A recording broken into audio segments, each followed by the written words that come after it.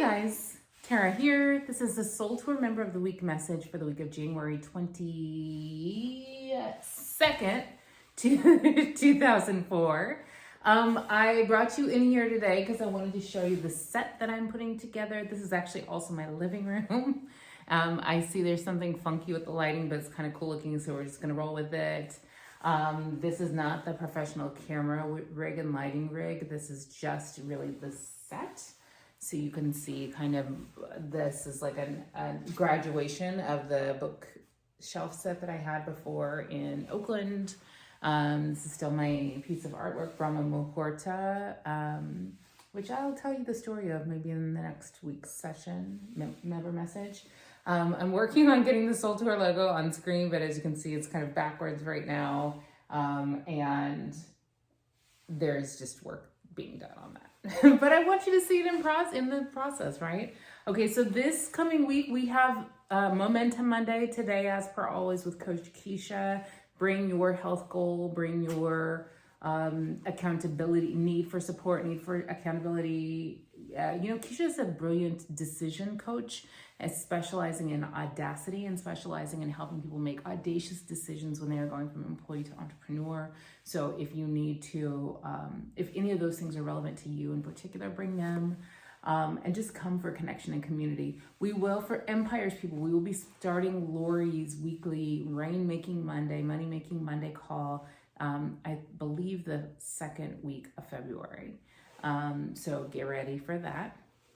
Those are so Momentum Monday is the only live session that we have this week, except that you'll see me all over live because we are gearing up for our Manifest Challenge. We have 1,144 people already enrolled in the Manifest Challenge. And to prove a point to my Empire's people, I literally just posted the first social post today. We did that with advertising, and it allows me to target and exactly speak to and reach the people who I need to speak to and reach. So that's why we do it. It's great. All right. So how are your health goals? Mine are great. As you know, I'm on the carnivore diet for autoimmune healing. It's a healing protocol. And I want to talk to you about healing protocols a little bit today for our message of the week. Let's see, I've lost 12 pounds since I've been on carnivore. That was not the point, but I'm not mad at it. I also, last night was the first night, some of you guys remember a couple weeks ago, I unboxed my PEMF and infrared heat mats. I have one for my desk chair and one for my bed. I slept on one of my bed for the first time last night. And I will tell you, it's anti-inflammatory. It also feels good because it's warm. My feet, it's funny because, my feet weren't really, it's big, this one in my bed, so my whole body is able to lay on it. But my feet were noticeably not swollen at all today. Like my shoes were loose. So that's an interesting indicator, right? That inflammation's coming down. And for those of you who are interested in inflammation, I've had been tested for inflammatory responses for 20 years. I have never had a higher than average inflammation blood work test, even when my MRIs revealed very advanced autoinflammatory disease in my joints. So, you got to tune into your body, all of those the blood work, the studies, the data, those are all based on like epidemiological norms. They're based on the average, and you ain't average, hence why you're a SoulTour member. So if you feel something and I clearly had an inflammatory, frankly, lifestyle, not in the way I was eating, not in the way I was caring for myself, but in the way I was repressing myself for many years, for decades, in my upbringing and inflammatory in all the trauma that I had on board.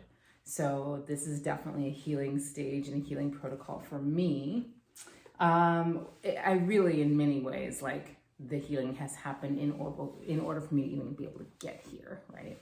Okay, so I wanted to talk to you a little bit about healing protocols. Because in the SoulTour method, recalibrate, actualize, align, the recalibrate stage is the healing stage. Now, yes, we're human. You are in different stages. You might be in recalibrate on money, on the subject of money in your life, and on align for the subject of relationships in your life. or vice versa. You can be in different stages of the SoulTour method, this process for living the life you were born to live at the same time. Also, the stages aren't neatly cut and dry. It's not like you get a graduation diploma from Recalibrate and you never have to revisit that again and go to Actualize and never have to revisit that again. However, the healing stage is meant to be a stage. The healing stage is meant to be a stage. It is not meant to be your life. The healing stage in the SoulTour method is the shadow work stage.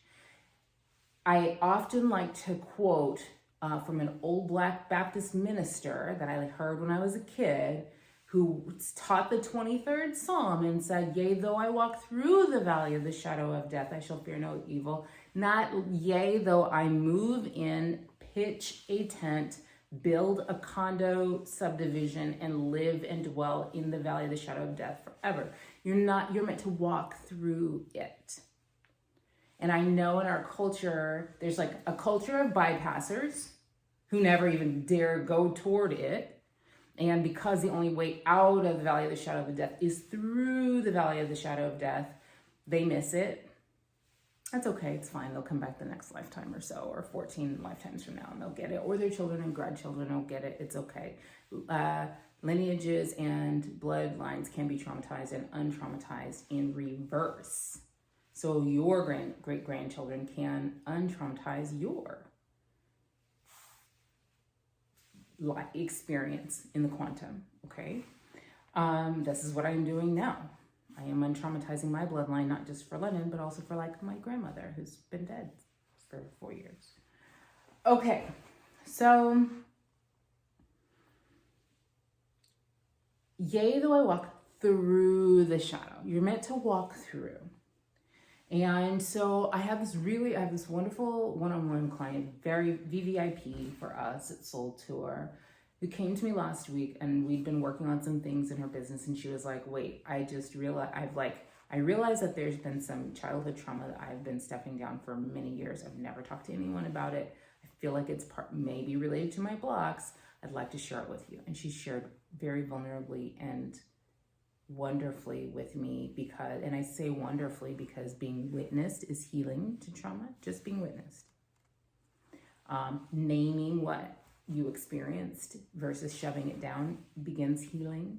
Shining the light of awareness on it begins healing. Opening your arms, opening warm, accepting arms to the parts of you, including your own historic experience that you've been shoving down for a whole lifetime, is how you get to the place where you can grieve it, is how you get to the place where you can integrate it, is how you get to become truly post-traumatic, so that it's no longer active in your energies. And as long as it's very repressed, as long as it's very active in your energies, it is creating your life. Okay, that's why Jung said, until you make the conscious unconscious, it will rule your life, and you will call it fate. You'll just think it's how the world works. You'll think shit just never works out for you, and it's actually your trauma, active trauma energies in your system that are attracting in more trauma. Trauma attracts in more trauma, okay? So I was delighted that she shared this with me. We talked through, you know, that healing and integrating trauma is actually like it's a long game, and it's a doable game. You can get to the bottom of it. I've done it. Poster child. Ding. Only took me 25 years, no big deal. I'll help you do it faster. I'll help her do it faster.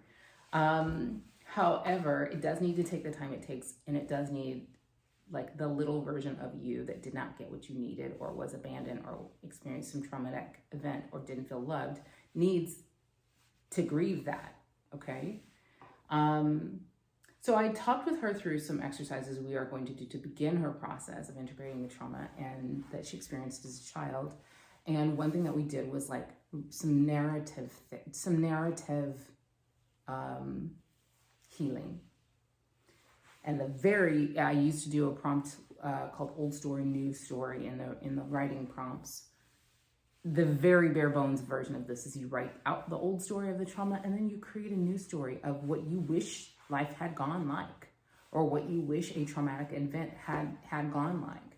And there's lots of, nuance and details to it, but that was the long and the short. And so it was wild that I sent her that assignment, and then maybe like the next day, I got an email in my inbox from my own human design teacher, Karen Curry Parker, saying she was teaching a story workshop, story lab or something like that.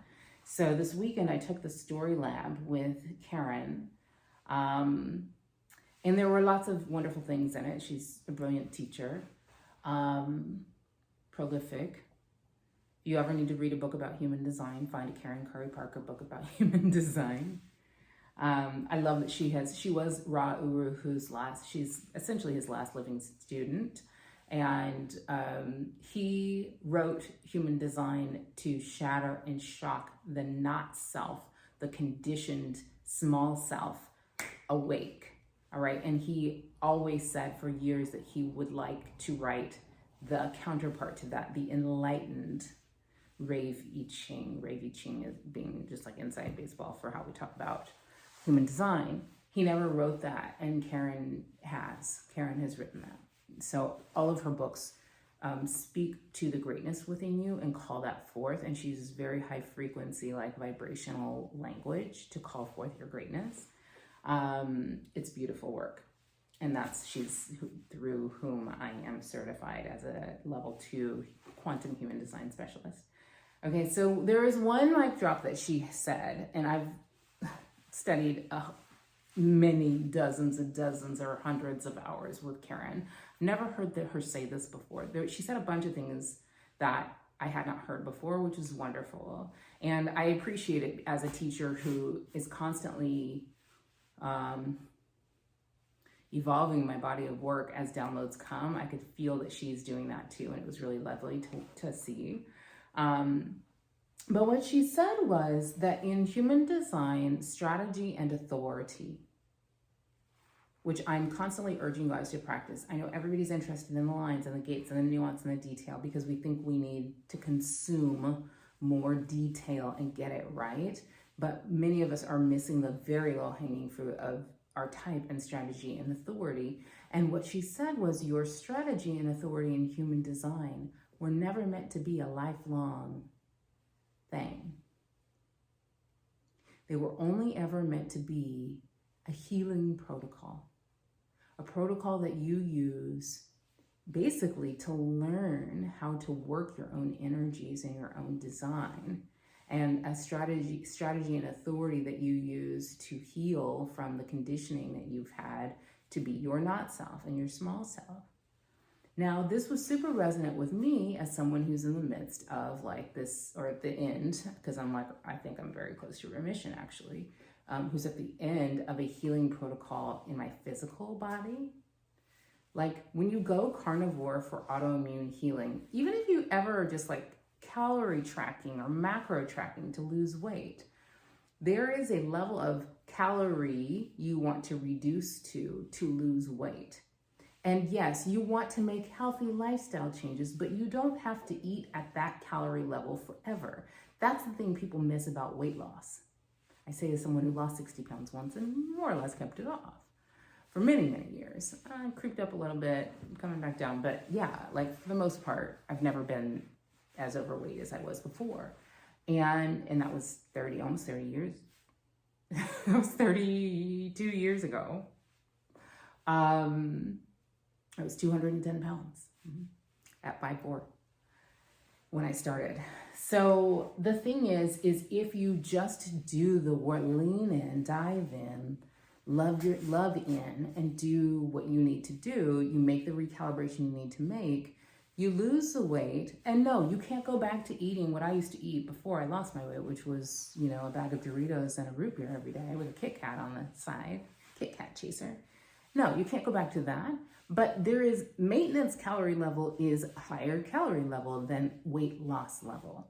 The problem that we have is people saying, I gotta live like this forever. And nobody wants to live in diet mode forever. So they never let themselves even get traction. It's like the reason that so many of us haven't created the lives that we were born to live, right? It's that we Either what we're creating is not in alignment, how we're creating is not in alignment, or we keep hitting our upper limits every time we get traction and spiraling down into shame and self-sabotage. And that's what people do when they're trying to lose weight or trying to heal, right? The carnivore autoimmune protocol is meant to be an elimination diet, and it is meant to be a gut healing diet. And so you do this protocol.